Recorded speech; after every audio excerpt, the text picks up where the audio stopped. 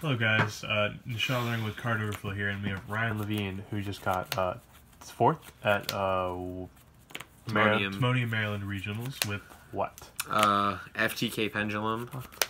Oh, So it was like 400 something people, which is like funny because the YCS and on the other side of the country was like barely cracked 500. But yeah.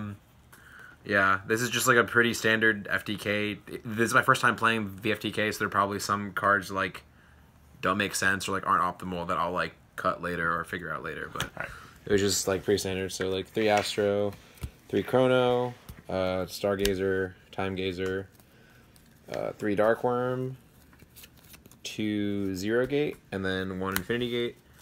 This is just how you do the FTK. Basically, is like you get this in your extra deck, or you pendulum summon this with this in your scale.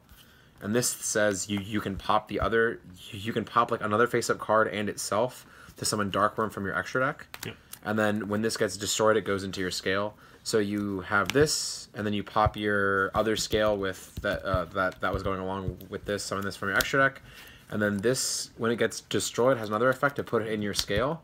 And then finally, this card says if your other scale is a gate, you can pop them both and add any fusion spell. So it seems pretty convoluted, but it actually, like, once you get it, it's like very, very simple. This is like one of the easiest FTKs to perform like ever. Like technically, it's just super easy. It's like it is. I think it's like really hard to mess it up. Like it. I really don't think this is like healthy for the game.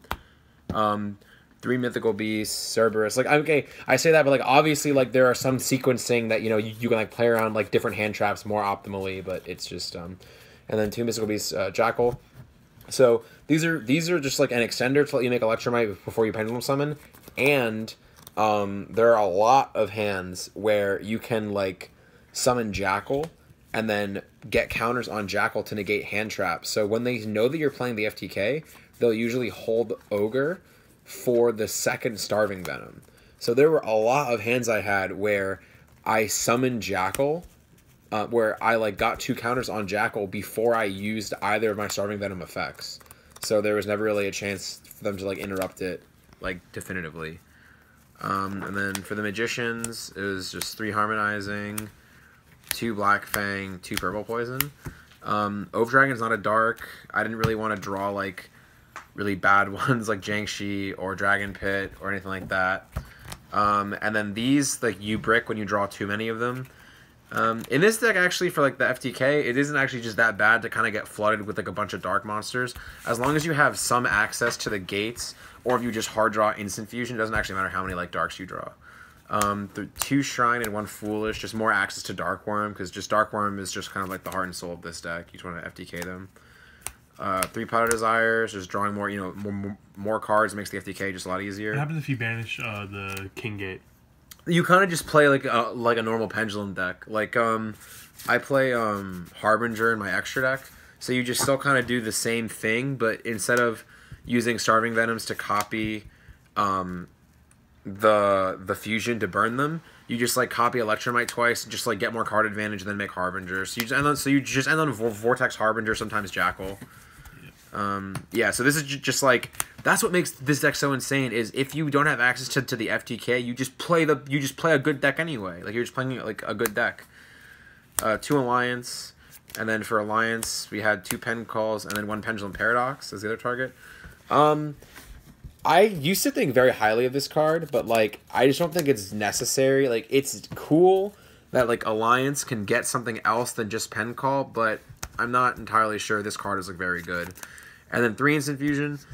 If you draw this card, you can literally just make the most like seemingly unplayable hand just an FTK. Like, I think it was a 9-round tournament. I only won 3 die rolls, but I FTK'd. I think I FTK'd game 1 every time I won the die roll, and I FTK'd game like 2 or 3. A couple times. I think I FTK'd 7 times, and I believe 5 of them were for me hard drawing instant fusion.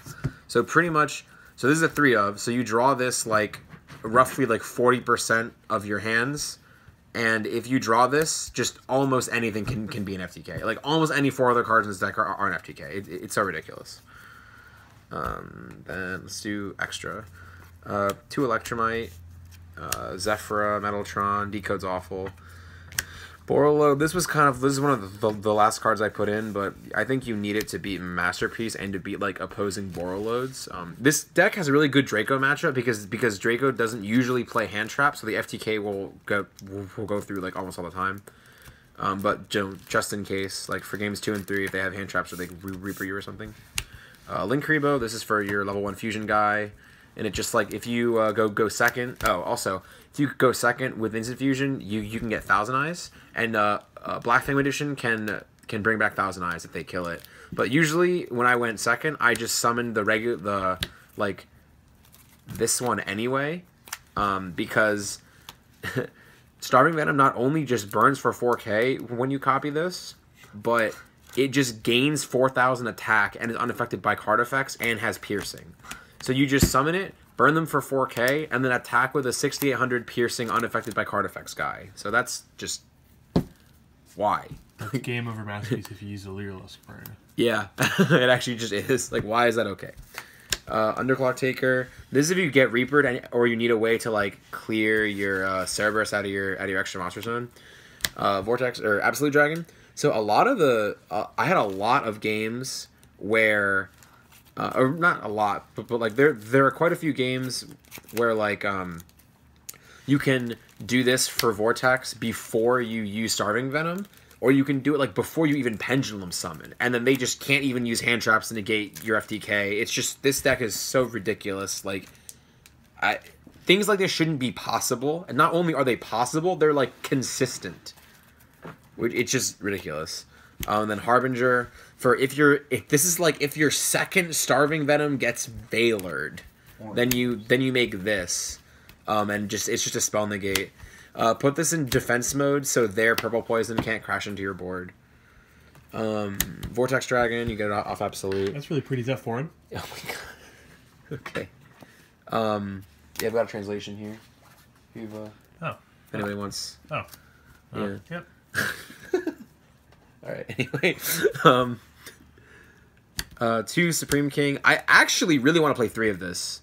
I think if you play 3, like, if you don't go for the FTK or the FTK fails or something, or just like in the grind game, you just make this. Like this card, I think I would play 3 of this before I played 3 Electrum. I just think this is the best card in the extra deck for the grind game because it can turn into anything you've made previously in the game, which can be like Ignister, or this guy, like just anything. I just think it's really good. You can target Borreload, right?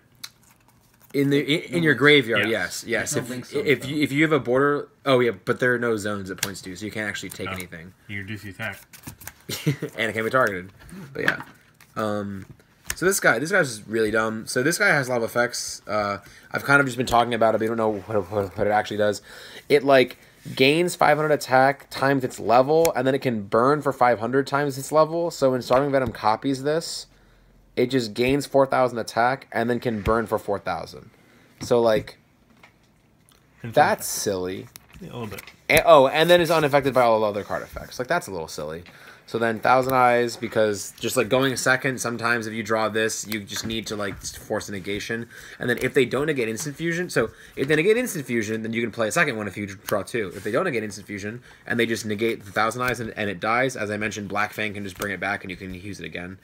And then for the synchros, we played Ignister. This is our like going second, like break board synchro, instead of the Clearwing. And then Omega. The reason we picked Omega is almost exclusively for when you get Reapered. Omega can put Electromite back in your graveyard, so Starving Venom can copy it. And then when Omega dies, it can shuffle Electromite back into your extra deck. So it kind of just bypasses Reaper. And that did come up for me. My round 8, game 1 I got Ash Ogre Reapered. And then I just played my hand into an Omega if he had Reaper, and he did. So I got to put back Electromite, and then we had a grind, and I won because I made Starving Venom and drew like 3 cards copying Electromite over the course of a few turns. Awesome. So the side deck, 3 Droll. This is like for the mirror for the FTK mirror, for Draco, and for like just random, almost anything. 3 Reaper. This is for the mirror, basically, for just like any deck that uses Electromite. Two Lancia. This is for like invoked, pretty much invoked in like some 60 card decks, Infernoid, whatever. Sphere Mode. This is for the Pendulum deck that makes a board. That like, if you don't see the FTK, if you win game 1 and you don't see the FTK, I side these in. If I do see the FTK, so Twin, this is for Draco as well, and just like back row decks. If I do see the FTK, I put in Typhoons instead of Sphere Mode. So Typhoon is something that a local child, Matthew McGlynn, he's over there, but you can just, anyway. He, so there's a Typhoon last night. Basically, it's very similar to Ogre in that it will hit their diagrams, their heritage, stuff like that. But it also has the dual use of being sighted in to hit anti-spell. So if you are against Draco, you put in Typhoon. If they're going to heritage you for 3, then you just Typhoon it. If you're afraid of something, you Typhoon it. And then if they just have a Floodgate, then you can Typhoon it as well. This goes through a Mono Iwado. A Mono Iwado says you can't use Ogre, you can't use Droll, you can't use any of that stuff, but this goes through Mono Iwado. And they play super ignorantly when they have a Mono Iwado, which like correctly, because nothing can punish them. So they will just like try to go as plus as possible, and then you just Typhoon their heritage and they just die, pretty much.